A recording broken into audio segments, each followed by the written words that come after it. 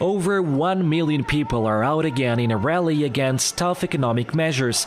The Portuguese took to the streets on Saturday to say enough is enough and to demand the government to put an end to its austerity policies. It's the second time that a demonstration like this happens. We want the government out.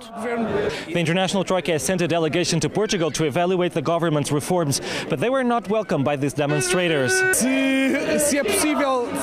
If the government thinks that it is possible to ignore twice a demonstration like this and over 1 million people in the streets, I can say that there is no democracy in Portugal. The government started imposing cuts to reduce the deficit 2 years ago, following a 78 billion euros bailout granted by the international troika.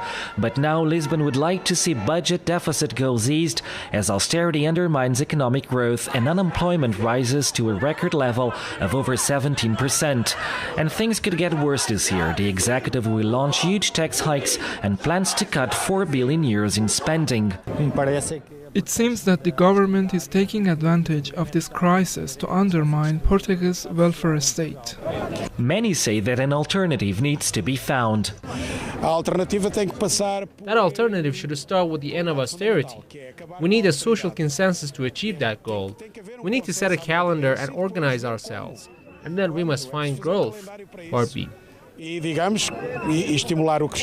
that growth can only be achieved together with Portugal's neighbors. This is not just a Portuguese problem. The crisis and the austerity policies affect all the Iberian Peninsula. But above all, we're facing a European problem. Gatherings took place in more than 40 cities across Portugal. Many say the Portuguese evoke their revolutionary spirit of 1974 this Saturday, remembering the coup that put an end to over 40 years of dictatorship.